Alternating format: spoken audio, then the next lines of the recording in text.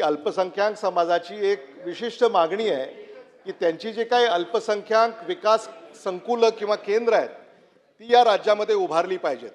उर्दू घर आहे, वाचनालय आहे, हॉस्टेल आहे, मुलींचं हॉस्टेल, मुलांचं हॉस्टेल, अशा योजना आहेत अध्यक्ष महोदय. त्याच्याकडे निधी कमी पडतोय. अध्यक्ष महोदय, अल्पसंख्याक समाजाच्या संदर्भामध्ये हा प्रश्न या ठिकाणी अतिशय महत्त्वाचा उपस्थित करण्यात आलेला आहे. मंत्री महोदयांनी जे उत्तर दिलं आहे, अध्यक्ष महोदय, आपल्या माध्यमातून मी सभागृहाचंही लक्ष वेधू इच्छितो आणि मंत्री महोदयाचंही लक्ष वेधू इच्छितो.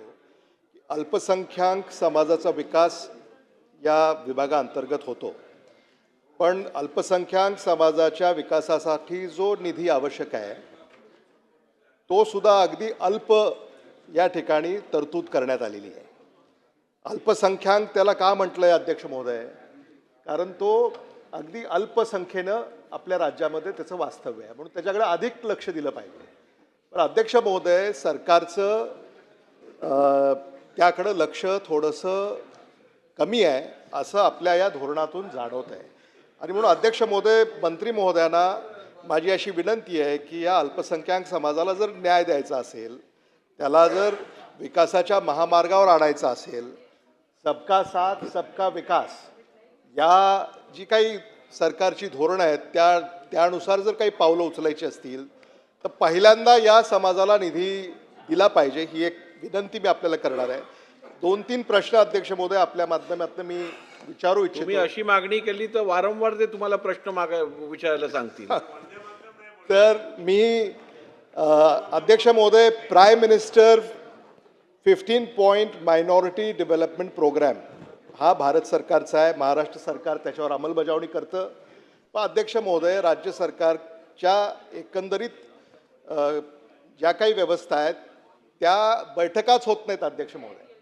म्हणजे जिल्हा अधिकाऱ्यांनी ही बैठक घ्यायची असते, पण ती बैठक बरेच महिने वर्ष या बैठका झालेल्या नाहीत आणि म्हणून त्याच्यात अधिक दुर्लक्ष होतं आहे अध्यक्ष महोदय. त्यामुळं ह्या ज्या काही prime minister 15 point minority development programme जो केंद्राचा राज्याचा आहे त्याच्या नियमित बैठका या राज्यामध्ये जिल्हा अधिकारी घेतील का आणि तशा सूचना आपण त्यांना देणार का, हा माझा पहिला प्रश्न आहे.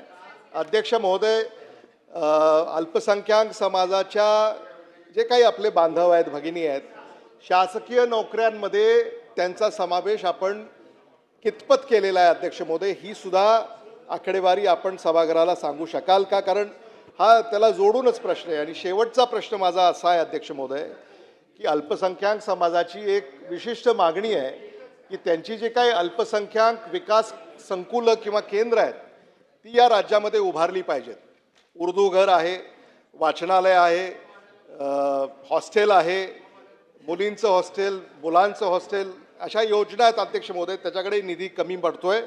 आणि निवासी शाळा, किमान जिल्ह्यामध्ये एक अल्पसंख्याक समाजासाठी निवासी मुलींची शाळा करण्याची एक सूचना या निमित्तानं अध्यक्ष महोदय आपल्या माध्यमातून मी करू इच्छितो.